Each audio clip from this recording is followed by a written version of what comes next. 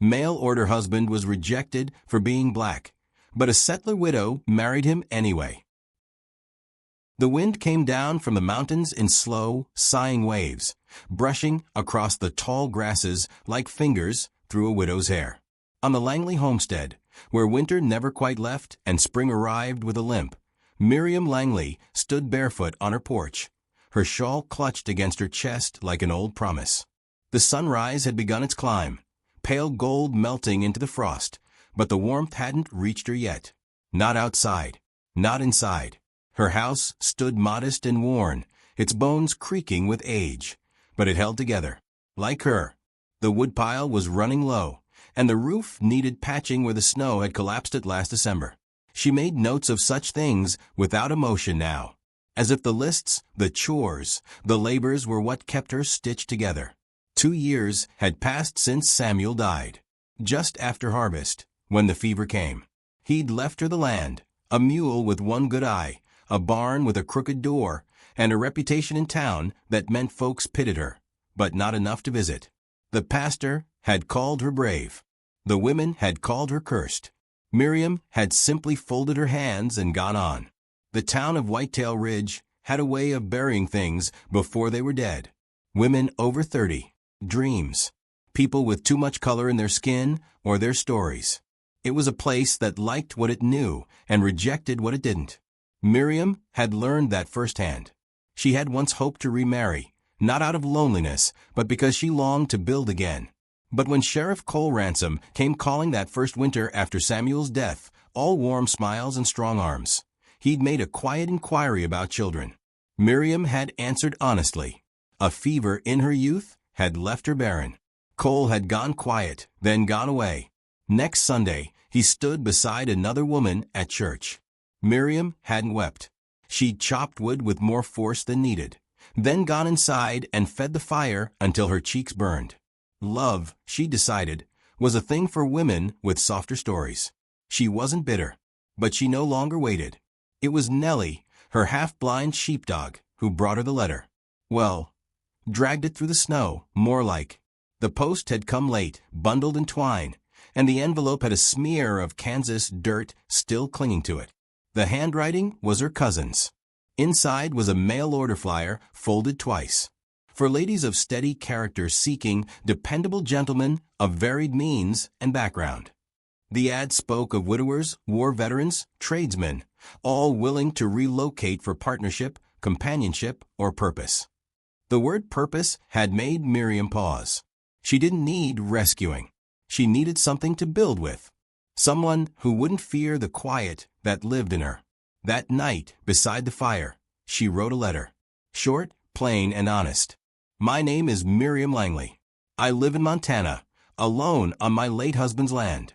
I don't offer sweetness or song, just shelter, shared work, and decency. If you can match that, I'd welcome a reply. She didn't sign it with longing. She signed it with truth. Then she folded it into an envelope and sent it to the agency address printed at the bottom of the page. She told herself it was only a gesture, a thing to do between planting potatoes and repairing fence line. Weeks passed. Snow melted in spots, then froze again. The mule threw a shoe. A fox got into the henhouse. Life moved forward with its familiar burdens. Then came the second letter. She found it tucked beneath the same pile at the post office. It bore no return address, just a clean envelope with elegant script. To Miss Langley. Back on her porch, her hands smelled of hay and smoke. She sat in the sun, feet tucked beneath her skirt, and unfolded the letter. The first sentence made her blink. Miss Langley, your honesty was a bomb. Most letters ask after coin or complexion. Yours asked for nothing but character. That told me all I needed. He signed it Josiah Booker, a quiet name. Inside his words there was weight, not flowery, but graceful. He wrote that he was from Virginia, born free, trained in apothecary work, had traveled through Missouri and Oklahoma, and now sought soil where he could plant roots. He mentioned that he was colored early in the letter, not to explain himself, but to state truth plainly. Said he'd had doors shut on him all his life, but believed dignity was not granted by others. It was one's own to keep. If you can endure quiet evenings, a love of herbal teas, and a man who sings when he forgets himself, I'd be glad to meet you." Miriam folded the letter and read it again. And again. She didn't write back. Not yet. But she kept the letter near. In her apron pocket at first. Then in the Bible on the mantel. When she knelt to tend the fire, it sometimes slid loose, and she would glance at it, that black ink on cream paper catching the flicker of flame like it wanted to be read again. Spring threatened to arrive one day in mid-April, when the wind softened and the earth gave up its frost. Miriam pulled weeds from the garden rows and thought about singing. Just for a moment. Then she heard the distant sound of hooves. The rider came up the trail with the sun behind him, casting his silhouette like something etched into time. He rode slow, respectful. No show of force. Just steady movement, a small pack on his back, and a broad-brimmed hat that shadowed his face. Miriam wiped her hands on her skirt. She stood straight, as she always had. When he reached the gate, he dismounted without a word and removed his hat. His skin was the warm brown of saddle leather, smoothed by sun and time. His eyes met hers not with hunger or hesitation, but with calm. "I'm Josiah Booker," he said, his voice deep but soft. "I wrote you, ma'am." She studied him, the curve of his shoulders, the way he didn't flinch in her silence. "I remember," she said.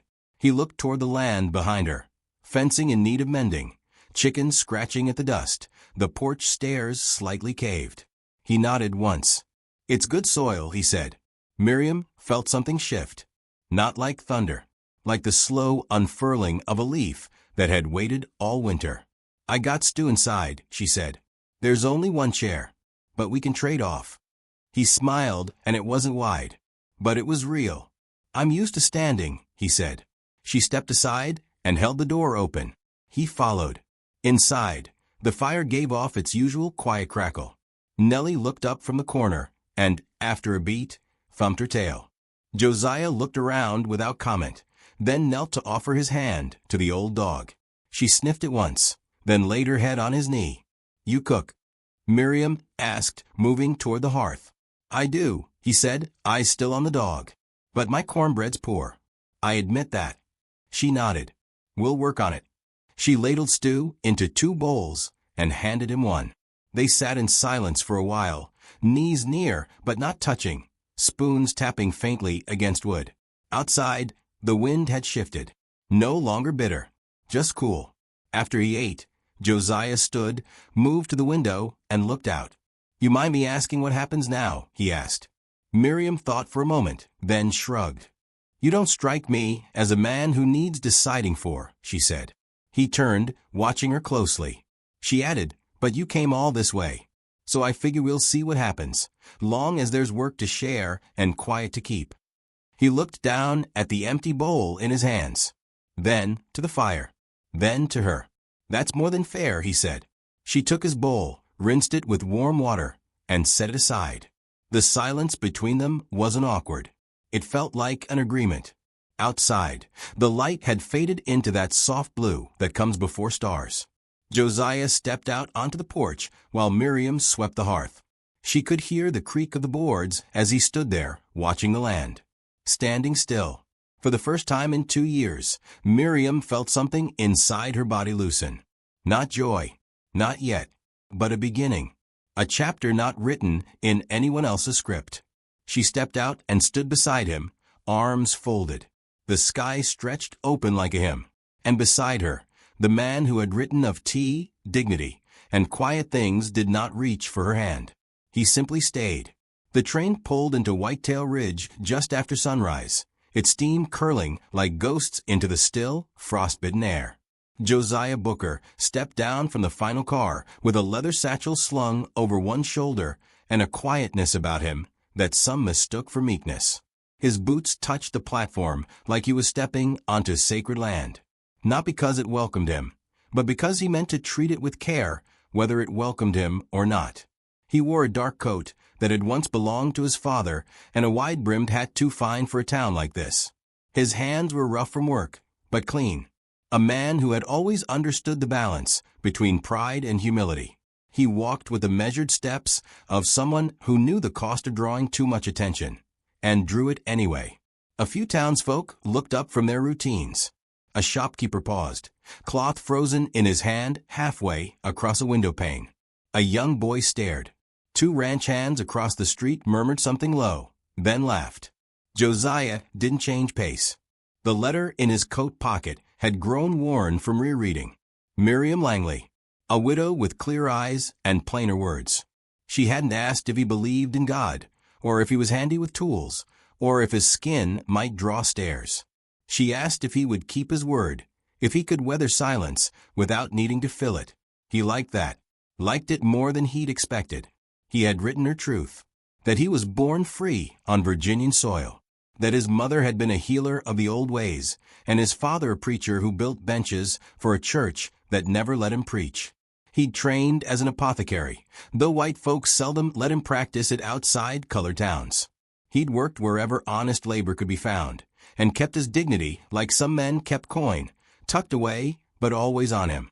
And now he was here, for her. The livery refused him a mule. He asked quietly, respectfully, and the young man at the stable stammered before muttering that all their stock was spoken for. Josiah gave a nod, not of agreement, but of acknowledgement. Then he turned and walked. It was just past midday when the sheriff found him. Cole Ransom was a man who liked to be liked, broad-chested, well-groomed, and with a voice that carried down a dirt road like he owned it. He rode up with a dust trail behind him and dismounted with deliberate grace, the kind that says, "I mean to remind you who's in charge." "You Josiah Booker?" he asked, squinting beneath the brim of his hat. Josiah turned, adjusting the strap on his satchel. "I am." Cole didn't offer a handshake, just looked him up and down, his eyes scanning for weakness or confirmation. "You're here to see Miriam Langley." Josiah didn't blink. "I am." Cole tilted his head. "You get all the way here without asking the right questions?" "I asked what mattered." She answered. The sheriff crossed his arms. "You think you're going to come into town, take up with one of our women, and there won't be talk?" Josiah's gaze didn't flinch. "There's always talk." Cole shifted his weight, annoyed by the lack of reaction. "She's not yours to claim." "I never said she was." "You got a place to stay?" "I was headed toward the edge of town. I can sleep under sky if need be." Cole stepped closer. "I'd suggest moving on. There's no welcome here for men who stir up problems. Don't make this harder than it needs to be." There was no anger in Josiah's voice, just that same calm that often unnerved men who only understood power when it came with force. "Problem's not in the man," he said, "but in the eye that looks at him." Cole spat near Josiah's boots and walked back to his horse. Josiah watched him ride off. Then he turned toward the open plain. It took Miriam less than 2 hours to hear of it. She'd gone into town for sugar and wire, nothing more. But when she stepped into the mercantile, Mrs. Grady's glance told her something was wrong. The whispers trailed her like wind through broken glass. She didn't speak, not to anyone. She bought what she came for, mounted her mule, and rode hard toward the trail. She found Josiah halfway up the ridge path, walking steady with a branch as a walking stick and his satchel still over his shoulder. He paused when he saw her. She didn't ask what happened, didn't speak a word at first, just dismounted, walked toward him, and removed the heavy shawl from her shoulders. The wind had risen. She held the wool out to him. He hesitated. She stepped closer. "You came all this way," she said. "That should count for something." Josiah looked down at the shawl, then up into her eyes, not questioning her strength, just trying to understand it. "They said I'd cause trouble," he murmured. "They're not the ones feeding my stove or tending this land." He still hadn't taken the shawl. She gently draped it over his shoulders. "We had an agreement," she said, "and I keep my word." His throat moved once as he swallowed. Then he looked toward the long stretch of land behind her. "You're sure?" She nodded. "There's stew left over. One chair still. I reckon we'll make do." He followed her without another word. They rode in silence, Miriam on the mule, Josiah walking beside. The trail home was long and open, but neither one minded the quiet. When they reached the homestead, dusk had begun to bleed over the plains, softening the world in lavender and ash. The house stood waiting, its chimney trailing smoke like a signal.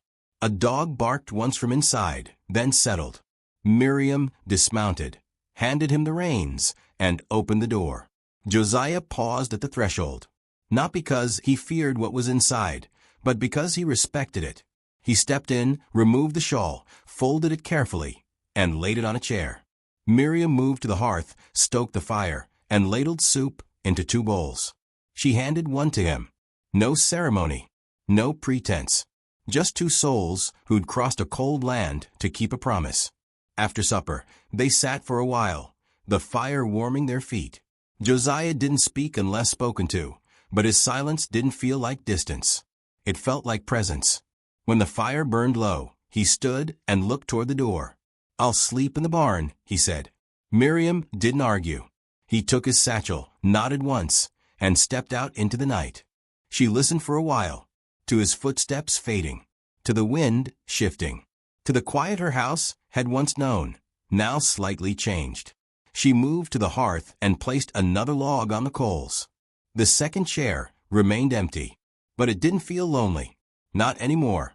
Spring softened the land in slow inches, teasing green shoots out of the thawing earth like whispered promises. Each morning, mist rolled low over the fields, curling along the fence posts and hiding the worn ruts in the trail.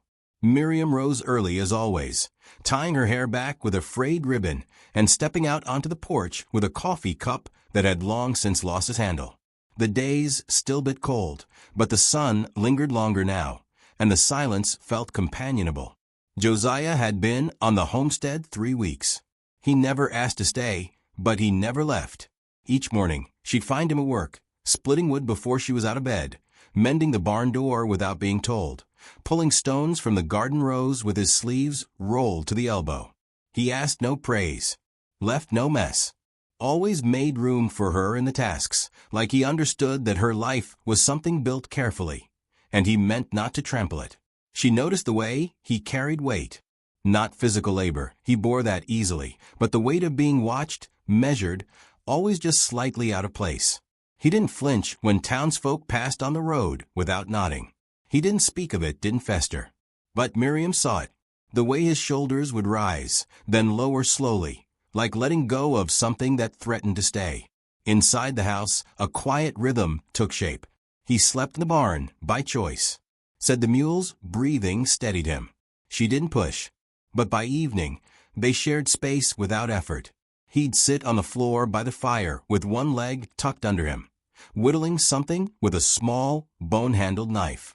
She'd sew or peel potatoes, or simply sit with her hands idle, grateful for the sound of someone else's breath in the room. One night, he carved her a second chair. She came in from the field to find it near the hearth. Rough-hewn pine, still smelling of sap, its arms wide enough to rest tired elbows on. She didn't speak right away, just walked around it once, then sat. It creaked a little, settling beneath her like it had been waiting. "Thought it might be better than trading off," Josiah said softly. She gave a short nod. "You built it strong." He smiled. "Didn't figure you for anything but."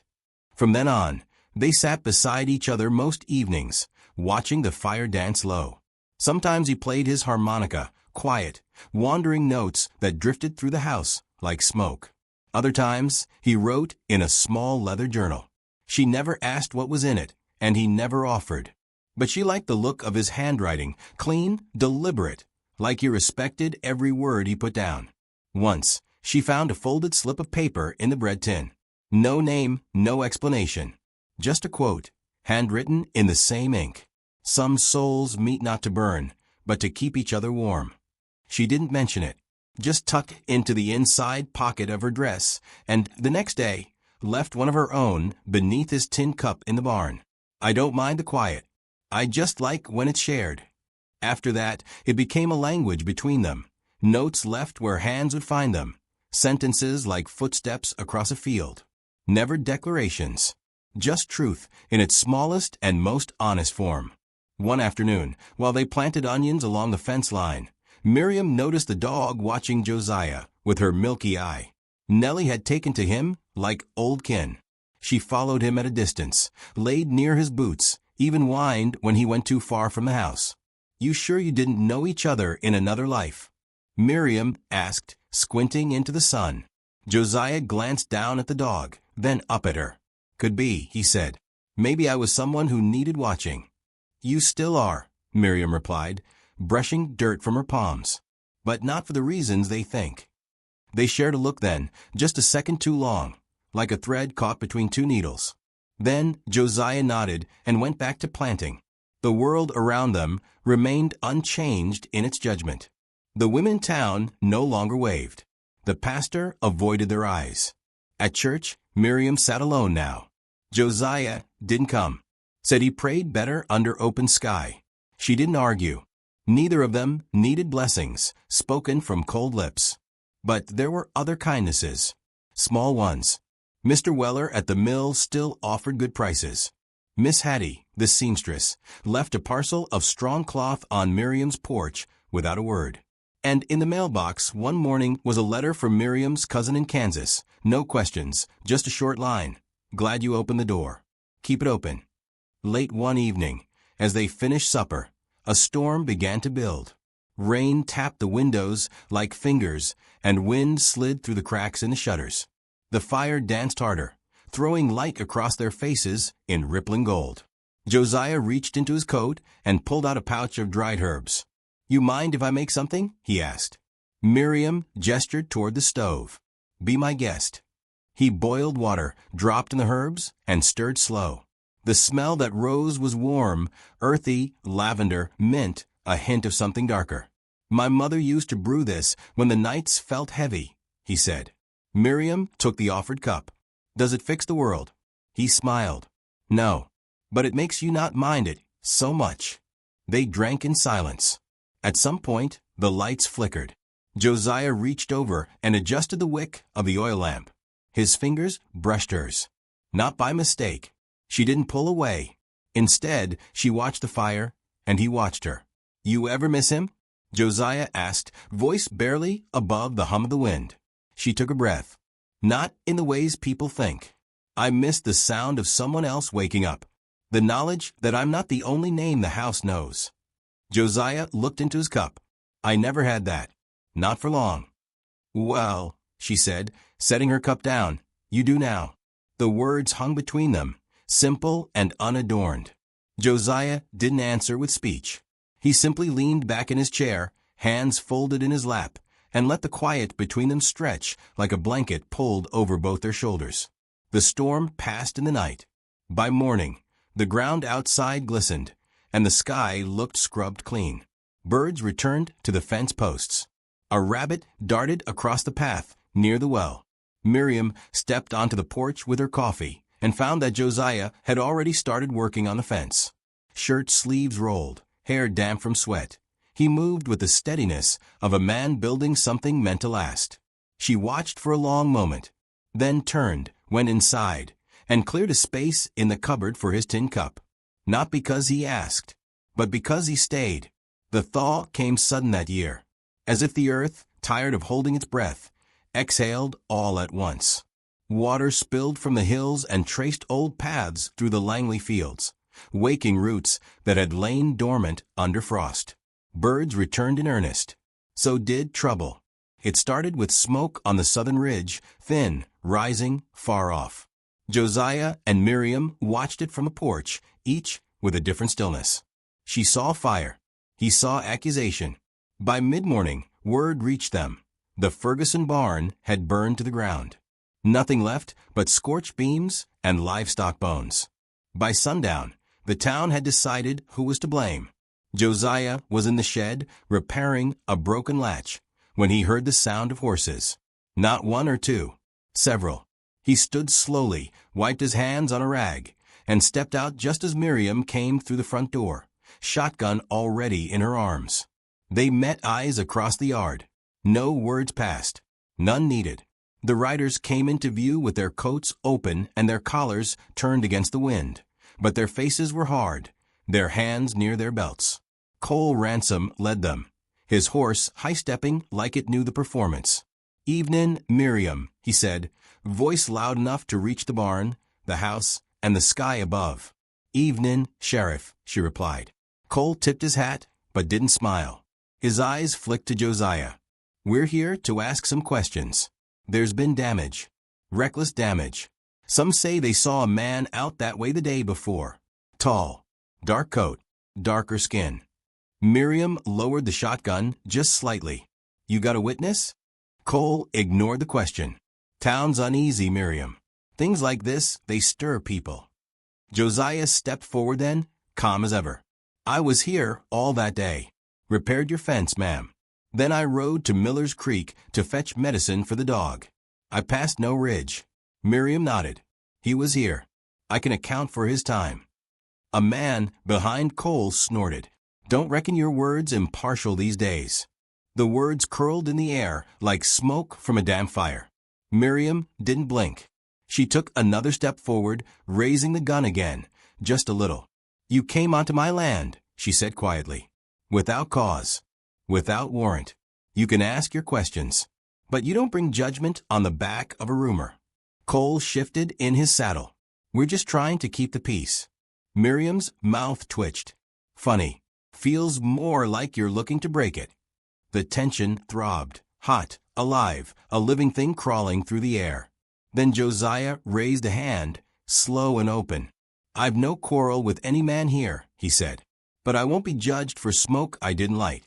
The riders didn't move. The silence stretched, frayed. Then, with a sharp tug of reins, Cole turned his horse. "We'll be watching. That's all I came to say." They left in a churn of hoofbeats and muttered curses, the dust of suspicion trailing after them like a curse. That night, Josiah didn't sit by the fire. He packed a small bundle, clothes, a blanket, a tin of salve he'd made from pine resin, and set it by the door. Miriam didn't stop him at first. She let the silence speak, let the fire crackle and settle into coals. He stood with his hands at his sides, eyes on the chair he'd carved. "I don't want trouble to follow me here," he said at last. "It already has," she replied. Josiah exhaled through his nose.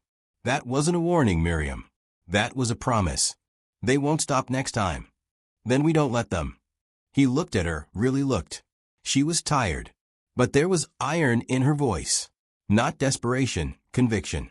"This land's not worth blood," he murmured. She took a slow step forward. "Neither was mine once. Not until someone stood beside me and said it could be."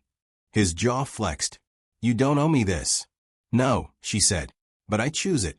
That made him go still, like the words had touched something old in him, something fragile. But still, by dawn he was gone. He left the chair where it was, the harmonica on the mantel, and one last note, folded carefully, tucked beside the bread tin. "You were my sanctuary, but I won't let fire take root where I found peace. If I return, let it be to a place still whole." She read it at the table while the coffee boiled and the dog paced restlessly at the door. Her hands didn't tremble, but something inside her did. The days after passed like fog. She mended the fence alone, chopped wood alone, ate by the fire with one chair always empty. The second chair never moved. It waited. The townsfolk watched, hushed their voices when she passed. The church ladies didn't come calling. And Nellie howled every night just after dark, staring down the trail like she saw a ghost. 3 nights in, someone left a dead crow on her porch. She didn't flinch, just picked it up with gloved hands, buried it beneath the lilac bush, and lit a lantern that burned until morning. Miriam Langley had lost many things in her life: love, hope, children she'd never bear. But dignity would not be one of them. On the 5th day, the rain returned. Heavy, pounding, insistent. She sat at the window watching it carve lines in the dirt, wishing it would wash away more than dust. And then, at dusk, the wind shifted. She heard the sound first, hoofbeats. 1. Steady. She stepped out, shotgun slung across her back, not in threat, but habit, and stared into the dimming gray. Josiah emerged over the ridge, coat dark with rain, hat pulled low. His mule moved slow, deliberate. His bundle gone. He stopped at the fence, looked at her like a man measuring distance, not in feet, but in faith. She didn't move. He spoke first. "I meant to stay gone. Meant to keep you safe." She answered without raising her voice. "Safe don't mean alone." Josiah dismounted, walked forward until the rain blurred the lines between them. "I didn't light that fire," he said. "I know. They'll blame me again. I know that too." He looked down at her hands, weathered, strong. Then up at her eyes, where the fire hadn't gone out. "What happens now?" he asked. She turned and walked into the house, left the door open, and he followed. The rain had stopped by morning, but the valley still held the scent of it. Wet earth, bruised grass, the ghost of thunder rolling off the high ridges. Clouds hung low and heavy over Whitetail Ridge, like judgment that hadn't quite settled. Miriam Langley stood at the edge of her porch, arms folded, eyes fixed on the trail that wound toward the hills. Her breath steamed in the air. She had not slept. Inside, the fire crackled, low and watchful. 2 chairs waited. Only one was warm. Josiah had left again in the quiet hours before dawn. No note this time. No harmonica tune hummed under breath. Just the clean departure of a man who could not bear to bring harm where he had once found peace. Miriam had heard the barn door creak, heard the mule's soft steps, and risen too late to stop him. Again. This time, she did not wait for news to find her. She dressed in silence, pulled on her boots, gathered her coat and shotgun, and wrapped Nellie's blanket tight around the dog's bed before latching the door behind her. She saddled the mule with fingers that did not shake. A woman could grieve later. First, she must find the man who kept leaving to save her, never asking if she wanted saving at all. The trail was damp and marked by deep, deliberate hoofprints. Josiah had ridden east, toward the broken cliffs that split the valley from the deeper woods. It was not a fast route, nor an easy one, but it was the one he would choose, the one farthest from eyes that feared him. Miriam rode in silence, the wind tugging at her coat, the saddle creaking beneath her like an old voice muttering prayers. Her eyes never strayed from the path. Her thoughts moved like water, slow, relentless. There had been too many years of solitude, of carefulness, of folding herself down into the shape others would not protest. But Josiah had never once asked her to be smaller. He had made room for her strength, matched it, and now he believed that walking away was mercy. She crested the hill just past midday and saw him. He was seated at the edge of the cliff, his mule grazing loosely behind him. His coat hung from his shoulders, and the wind caught his collar as if it meant to carry him somewhere farther still. He did not turn when she approached, just sat, legs bent, hands resting loosely between them, watching the river snake through the valley below like it might explain something the world would not. Miriam dismounted, said nothing. He finally spoke, voice low, the rhythm of someone who had rehearsed the words. "There's a place past the pine woods. A widow there runs a boarding house. Says she don't care what color you are as long as you pay your rent and keep to your corner. I could help in the gardens. Maybe teach some of the children their letters." She stepped forward, boots pressing into the wet earth. "That what you want?" He didn't answer. She sat down beside him, close but not touching, looked out at the valley with him, felt the weight of the sky pressing down on both their shoulders. "You're not protecting me, Josiah," she said quietly. "You're hurting us both." He shook his head slowly. "They left that crow to warn you. Next time it won't be a bird." Her jaw set. "Then let them come. I've buried things before. I can do it again." His laugh was soft, disbelieving.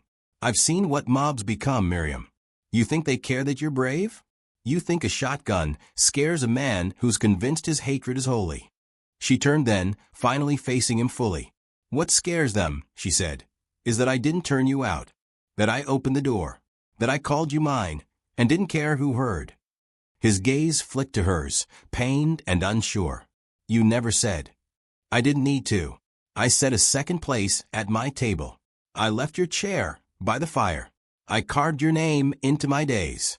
What more do you want from me, Josiah Booker?" He looked down at his hands. "I want to stay." "Then stay." He met her eyes, and something inside him cracked, like a thaw too sudden. His breath hitched once, but no tears fell. Just the raw edge of emotion, visible and unguarded.